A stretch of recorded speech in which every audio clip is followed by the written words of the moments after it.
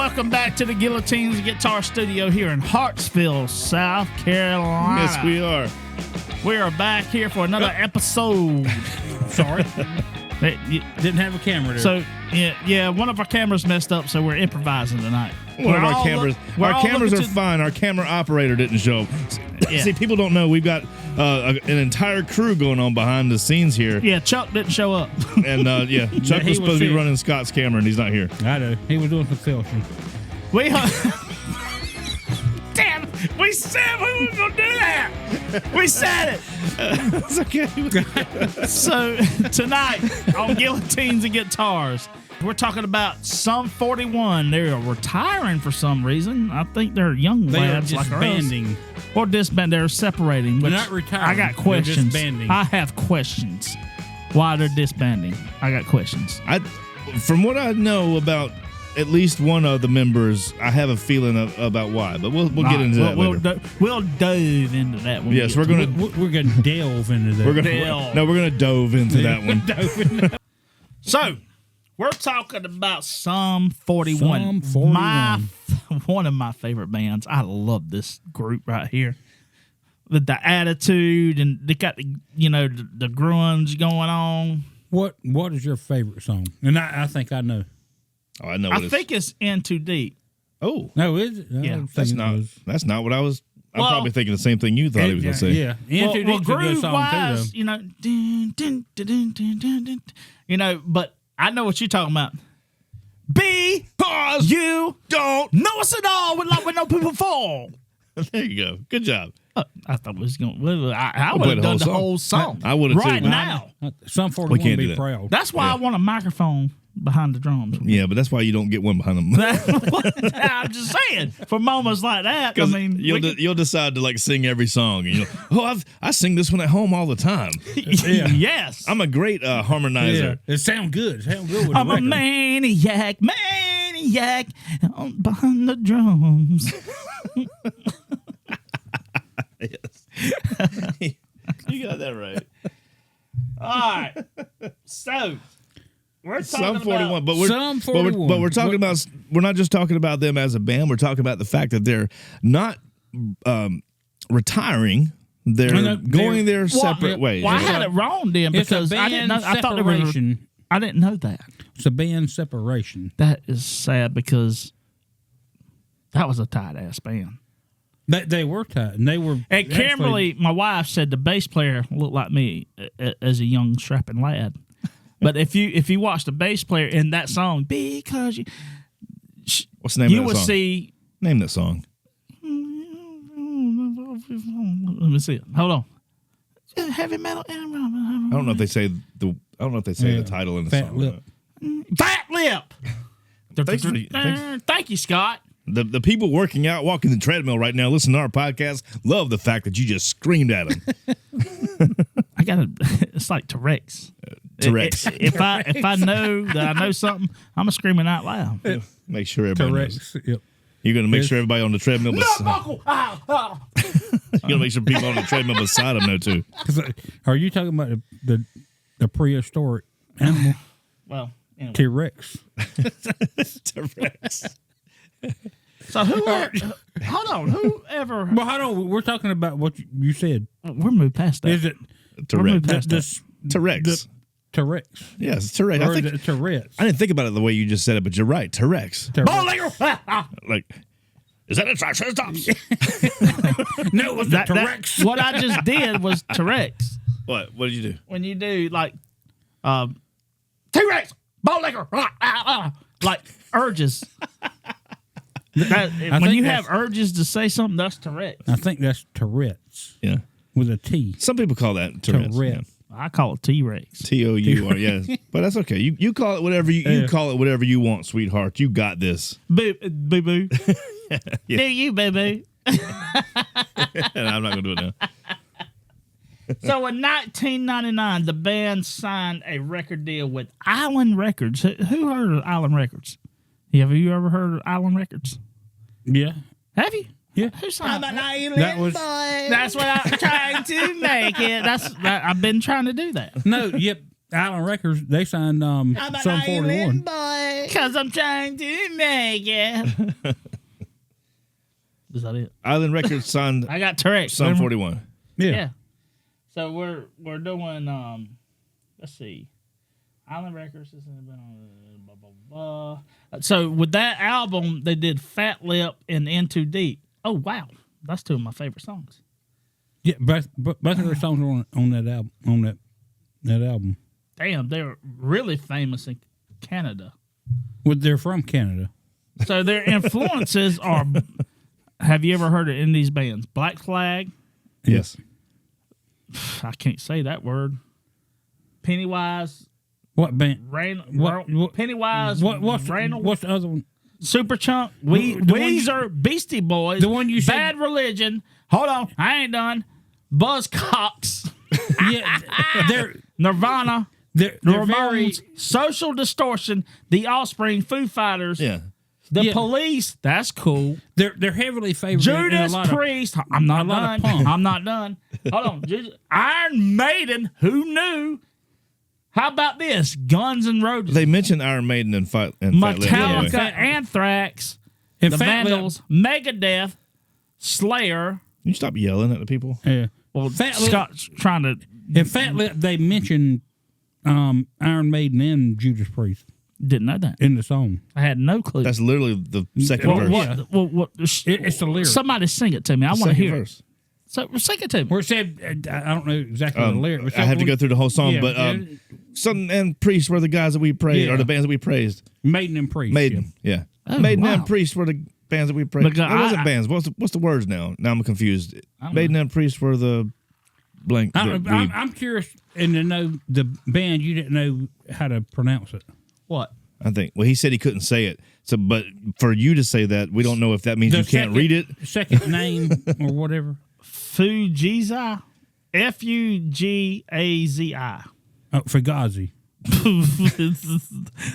Is that what it is? Fugazi. I think so. Yeah. That sounds. I mean, it sounds right. Fugazi. I mean, it really does. Spell it again. Fugazi. Fugazi. That does Fugazi. sound. Yeah. I think that's right. But I've never heard of them. I don't think I've ever heard. I mean, That's one of it seems like I've heard I like the the name Buzzcocks. Fugazi, but you do. The Yeah. Buzzcocks. Yeah, he likes That's them interesting. shaved. I think. Yeah, I was thinking he just likes the second part of that name. But they have like a wide genre of bands that they liked. Like they went from Green Day to Metallica to Judas Priest. That's crazy. So they Well, got all you these can- influences. You can hear it in their music, especially from album to album. Their first album was more pop punk, I think. Yeah. Or when I say the first album, they had before All Killer No Filler. I think they had like a debut like EP or something. Just that came sounds out. sexual. All killer, no filler. It sounds. Is that what you doing now? All killer, no filler. It sounds pretty disappointing, right? Yeah. No, Scott's like, that sounds great. all killer. All Killer No Filler. Sorry, no filler. But I think that album was. tell you what, I think that album was more pop punk feel, and then Yeah. I think their next album, the one that was up, does this look infected or whatever? Was that Fat Lip album or was that the first album? Because I'll tell you, I love them. I've seen their like Well, and might have been a Man, lot their of blues. attitude, I on stage. Yeah, freaking love it. I love it. I saw them. I saw a video of them playing in a small little cavern type thing, and they had like I guess it might have been the owner of the place was singing with them or singing for them. He was singing lead, but I love that energy, that punk / rock. I'm not going to call it punk rock, but that punk / rock kind of grungy. You know, the real down underground rock and roll kind of sound. I like that stuff. I like that. Unfortunately, when they came out, I wasn't. I was the MTV era, so I only knew what they played on MTV, which was like Fat Lip and the other one. Yeah. But Fat Lip was my favorite song, but I don't know anything else that they did because that wasn't. Well, Space That wasn't Light the in album that I bought. '99, you was conquering bars all across South Carolina. That's right. You That's quit exactly watching what I was TV. You didn't watch any of this That's stuff. right. I was probably living in a place that didn't even have a TV. But Had alligators. In my little swamp that I lived on. Well, it kind of makes sense, you know, when you did what you did, and you know, my brother did. Y'all lose connection with the TV world because you got your own thing going on. We were rocking and rolling in the bars down here in the South. But the only time you heard anything like when William said, "Hey guys, come listen to this tape out here in the car. Let's learn this song." No, that was usually Jonathan. Really? Come on, man, it's easy. Yeah.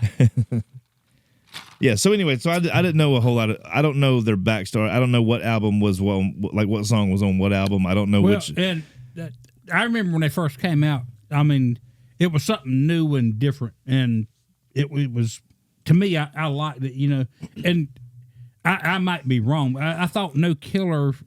All Killer No Filler was their first album, and I think that's the one that had Fat Lip on it and In Too Deep. I think, and then their second album or third, depending on if you call their EP an album or whatever. Did you know there was from Canada? Canadian. I mean Canada. Canada. Sorry. Oh yeah, that's where our other co-host is right now. He's up there in Sum 41 country. Yeah, in Canada. Yeah, he's in Canada. You heard Sum 41, eh? Hey. Kick your ass, eh? I just read that, but go ahead. Anyway, good job. And I'm not sure about their albums because after like the first 2 or 3 albums, I think I kind of fell off from them. Where I didn't. That happens with some after bands. the number one stuff went out the way. Yeah, but it's like it's not because you didn't follow them or like them. It was just because there was other stuff out there at the time, right? Other stuff, that I got into, and I just kind of. That's kind of the way I felt because I remember when. Like I said, the MTV is what brought Sum 41 to me. It wasn't the radio down here. Even the rock stations, I don't remember the rock radio stations playing Sum 41. But I do remember the TV. I do remember the video, the skate park, with Fat Lip. But their videos were awesome. Yes, they were fun to watch. I mean, and that's what I like so much. That energy. The energy, it was all about energy. All about energy. Yes. Yeah, and around that time, I'm younger. I've got that same energy, and I'm like, yes, this is great. This is what I want to do. But unfortunately, down here in the South, at that time, we were playing country honky tonk bars, and in '99, and that wouldn't go over too well. '99, we had just gotten our rock band back together, but we were still playing. We were playing a variety and playing rock and country, so we weren't playing Sum 41 in the same bars that we were playing at that time. It wasn't until later we played good rock bars that we could have done that. So, yeah. But that was a good band to do something to. Man, you could pick just about, like, especially on the earlier stuff, like Fat Lip. You could pick anything off of that album. Like, well, that was a song, Fat Lip. He's saying the album that was on. The album that was on. Whatever the name of that album was. Am I getting to you? Follow me. Follow me. Father. But I'm just saying, like Fat Lip, that was when I first heard that song. I was in a garage band, and I was like, "We got to play this song right now. We got to go down to the flea market, set up, and play the shit out this song, and we got to sell it." Real quick, what garage band were you in? Dude. It was like your little sister. And your little cousin, you had a couple little girls in there playing tambourines. Yeah, I had playing my cousin, Hello Kitty guitars. I had my cousin Doug playing guitar. I had my boy from Bethune, John Mays, playing bass. I had a guy. Why don't I know this? Why don't I know anything about this? I'm surprised you don't. Because we were already big time playing. Well, of course, and you and William and Jonathan didn't have time to teach me anything. I had to watch everything. Hold on, to step off the subject for a minute. I had to learn how to set up a PA, learn how to play the drums. I had to learn how to do everything by watching them. Because the guys I had in the band with me didn't know how to do nothing. But I mean, because y'all play they were like, what's our quarter inch? Could y'all play a song or anything? I mean, yeah. So everybody knew how to play. William gave me 2 PV10s with horns. Hold on, those were mine. Well, so they were yours. That was Trey's. And he gave me a power amp. Hold on, that was mine too. Well, that's what he gave me. And I had a 5-channel board. Huh. I had a 5-channel. It was a PV board, and that's what I had for PA. And we played the flea market up there in Hartsville at the Lee Ball Fields. We played that. We played a private party. I had a bunch. You don't know I had in my garage band career. I had like 5 band names in my garage band career. 700 personnel changes. I was trying to follow my brother's footsteps, but you were trying it was kind of hard because they was find the right personnel that fit. Yeah, and that you know, and I'll leave. I know we got to get back on track. I'll leave it at this. They made it hard for me. They made me work for it. And I say they because little Christopher, they seen him in there. They seen him wanting to learn. Yeah. But they just ignored him. And I had just to look and remember everything. They didn't have time for little Christopher. And like I said, we had a conversation earlier. Like I said, you were about 6 years younger than us. Oh, or yes. A little bit younger. So like as we get older, 6 years is not a big deal because now, like me and you, like we're drinking buddies, so we go out partying back together. Then, that was but back then, when William and I were 13 and 14 years old, this little kid is like, it's like Chris. Oh, here comes Chris again. Exactly. I bet Trey was like, "Can you please get him out of here?" Yeah. No, it was more like, don't let him touch my stuff. And little did y'all know, I broke in y'all's band house every day. Oh, we knew. We knew. Jonathan's like, there's a chip on my drumstick. Oh, we talked about that on a previous episode too, where you were stealing Jonathan's CDs. Yes, I was. He was missing some stuff, and I had it. And playing his drums, and then trying to set them back up He the said, way he was supposed to I be. got the new Limp Bizkit album, the first one. I'm like, oh, no, you don't anymore. I got it. I'm going to learn every song. But yeah. Anyway. You know, Sum 41 was a hit for me when I heard it. And I wanted to learn everything because, like you said, the energy they put out. In their videos, videos the show back too? then. Well, let's be honest. Videos was the selling point back then. Like when you seen a Metallica video come on and you seen Lars just banging and the strobe lights, you was like, that's what I want to play. That's what people wants to hear. That's what I want to play. So it was you like to see that energy, like the people jumping in the up video, down, and just all over the place. And Sum 41's videos were always fun looking. You know, it looked like it was a party to be there. Yeah, it was like. Yep. You know, when you watch the video, you're like, I hate to say I want to be there. I hate to say it, I hated skater people. I did. I despised them. I might be the hated person right there, but I'm going to just speak from the heart. I hated skater people. You know, and they were skater people. And I was like, one you know of what? our videos, Shit. Yeah. Well, that the whole skate park cool. thing. But, and it's funny you mentioned skater people. And Scott, you might know this. So if you do, don't ruin this this is for Chris. Do you know the lead singer? Make sure I get his name. Derek Whibley. That's Sum 41 singer. Yep. Do you know who he was married to for a little while? Nope. Avril Lavigne. Holy shit! Are you serious? Yeah, for like 4 or 5 years. She was a skater boy. Yeah. See you later, boy. Well, she said he was a skater boy. Oh, that was lesbian. That was a lesbian version. But anyway, yes, I didn't know that. Yeah, he was married to Avril Lavigne for a while. Do you know who else Avril Lavigne was with? Chad Kroger. John, I was about to say that. Oh, but he didn't tell me not to ruin it like I told him. Yes. Chad Kruger. Kroger. Whatever. Is it Kruger or Kroger? His name's Kruger. They're Most not people together. Call him Kroger. I think I was probably like one of every other guy at that age when she came out that I had a total crush on her. Oh, Avril Lavigne. I was like, I will throw my underwear at I still have a crush on her. She's great. you know what? I do too. What was the lead singer's name? Derek Whibley. Derek Whibley. So he went on to after Chester Bennington died from I cannot believe I forgot the band's nobody name. knows. Linkin Park.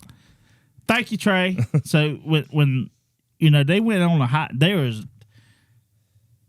Chester Bennington's voice it is hard to duplicate. You can't just go find somebody and to duplicate that voice. I didn't even think about it, but they, Derek Wimbley, that's what I said. When he came on to sing for Linkin Park, I was like, it makes sense because his range and pitch of his voice. I was like, I haven't heard. I said that's genius. I haven't heard that it, is but genius. I hadn't either. Does he really have the range that Chester had? He don't, but he's got enough range to make sense. So how long, I totally believe that he could. could do it justice, but I don't. There's not. I mean, I've seen YouTubers come out that sound just like Chester did, or they've got that range. You know how the YouTubers pop out of nowhere. Where's it at? They can do. I've heard. Please send me. Okay, so no, it's definitely out there. So when did Derek Whibley sing for Linkin Park? I'm gonna have to look that up. I don't know. I know he played guitar for Tommy Lee on his Methods of Mayhem thing. What? Yeah.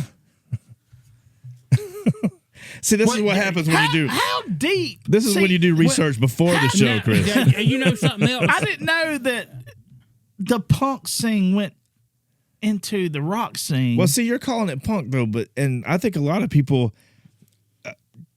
A lot of people give these things I names. think in Sum Yeah. 41, where to hear you say, call them rock, I think they'd get offended. I bet they wouldn't. No, I bet you they would. I bet they wouldn't. I think if they heard people call them punk, they wouldn't get offended. I think they'd get offended if you called them country, because I think that, and this is obviously just my opinion, but I think that they fit in a punk category, they fit in a rock category, they fit in a punk rock category. They fit in a heavy metal category. Heavy metal. I think they could actually fit in all these. I think if you're listening to a radio station like Sirius XM and iHeartRadio has their different their channels, I bet you could hear them. I could be wrong, but I would be willing to bet that you could put them on any of those stations and they would fit just fine. The people that listen to those different stations, when Sum 41 comes on with da da da da da da da, each one would be, oh, that's cool.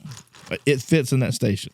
I don't know if y'all remember this. I think it was MTV's 20th anniversary show, and they had a bunch of bands on everything. So their 20th anniversary would have been what, 2004, 3 or 4? Yeah, they come out in 83 or 84, something like that, I think. So it would have been around then. Do you remember Sum 41 coming out? And this was a big deal, because it was MTV's 20th anniversary. I remember this, and I actually Sum 41 was there. Yeah, and I actually went back and watched it today, and there was a lot of stuff I forgot about on there. But Sum 41 comes out, and they start off with Fat Lip playing it, and they do one verse, one chorus of Fat Lip, and then they stop and they go into Beastie Boys. I saw that yesterday. They was in a recording studio. No, this is live. This is in an arena. Go ahead. All right. But they go into the Beastie Boys, No Slip Till Brooklyn. No sleep. Not slip. No slip. No sleep. Nobody's slipping on anything. No sleep till Brooklyn. Whoa! But Tommy Lee comes rolling out on a drum platform, playing the drums. I don't know that I've seen this. Yeah, at least I don't and remember. so they play No Sleep Till Brooklyn from the Beastie Boys, and they play like a verse and a chorus of it, and then they stop and go into Shout the Devil by Motley Crue, and they do like they do the chorus of Shout the Devil. I can't see this. I got to see this. And then they do like the chorus of that, and then they go into Judas Priest. Come on. You got another On thing break, coming. we're seeing this on YouTube. Yeah, You got another thing coming, and Rob Halford comes out and sings. Come on. So you got Tommy Lee playing the drums. Rob Halford with singing. Sum 41, and Rob Halford comes out while the whole band and Tommy Lee is playing. You got another thing coming. So and Sum Rob Halford Sum 41 should have retired back then. That was it. They hit the pinnacle. They should have, You had right? you had They should Tommy Lee. have. You had Rob Halford. You should have just. That's that it. was Carson Daly was hosting the thing. That's it. No. That is it. Oh, no, Kill no, no. the show. No. Kill the show. He come That's out. that's the only thing that ruined the whole thing for me. He come out after the performance, and he actually mentioned something about the band, talking about Total Chris Live. You know, Welcome to TRL. 2 years ago, nobody knew who you were. Now you're up here playing with Rob Tommy Halford, Lee Tommy- from Motley Crue, Rob Halford from Judas Priest, you know.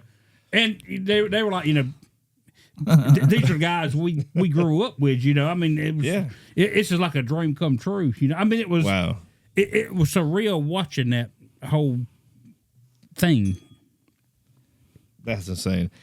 We got to see that when we go on break.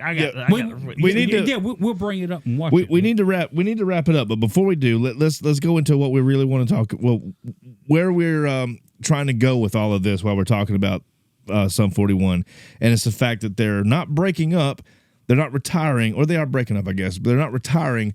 They're all going separate ways. And I don't get that. Well, I do, and that's like you one of the going things with Justin Anderson and you going with Preston Duffy, and you know, no, it's not the same thing. It's exactly the same thing. I'd be pissed off. I'm sticking with my man Derek, and going to say that I don't know. I know he's got a memoir coming out that he's working on right now. Memoir. That's what I said. I didn't say it in the Pine Ridge accent. I got one of them memoirs coming out. Go ahead. No, but his memoir is but he's had Walking Disaster.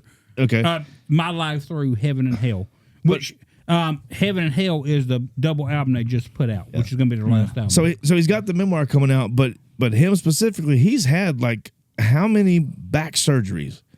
He's had so many back surgeries. Like his back is totally screwed up. Like, whose back we talking about? Derek, the lead singer. How's his back messed up? Well, one started when he fell on stage in like 2005, 2007, somewhere around there. So he fell on stage. He had a slip disc in his back. He had another accident.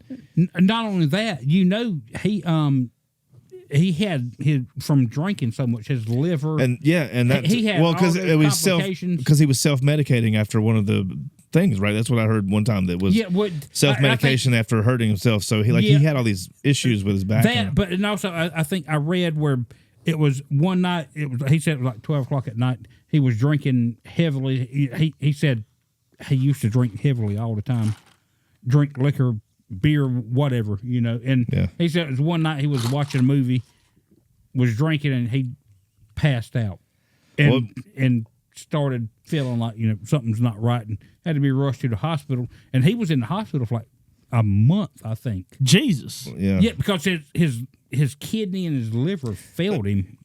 He should have been yellow or gray. Let me read something off of Wikipedia real quick about his health issues. So, because I'd say this because I wanted to make sure that I talked about this before we wrap this up. Whibley has chronic back pain. This is straight from Wikipedia, so you know how that is. Some things might not be quite right. But Wikipedia says that Whibley had chronic back pain due to a series of back injuries, starting with a slip disc during a 2007 concert. On August 5th, 2010, he was hospitalized after he was attacked in a bar in Japan. I remember the story. He was attacked in a bar in Japan late at night by 3 unknown individuals. Whoa! Yeah. After an MRI scan... it was revealed that Whibley had a herniated disc in his back for the 14th time. Although advised against performing, Whibley rejoined the band on August 8th in Osaka, Japan for the Summer Sonic Festival. The back injuries, alongside with severe anxiety, caused Whibley to self-medicate with alcohol. He again injured his back in April of 2013, causing him to miss several shows. In 2014, he announced that a month earlier he had been hospitalized for alcoholism with severe liver and kidney damage, and that goes to what you were just saying. And then in September 23, his wife Ari announced that he was in the hospital with pneumonia and COVID, which led to heart failure. He responded sufficiently to treatment and was released. So as far as he goes, at least as the health concerns, and I'm sorry, and I know this is going to sound bad, but for me, and I think for a lot of people, Sum 41, he is the face of Sum 41. He is. He keeps going though, and I'll give him that, because with what did I say, 14. It's like 14 injuries. I mean, that's it's insane. like if Kassoon, you know, Trace Davis has the Felching syndrome, we'd have to quit. You know. The hell I get the analogy. I get the analogy. I was just having some fun right there.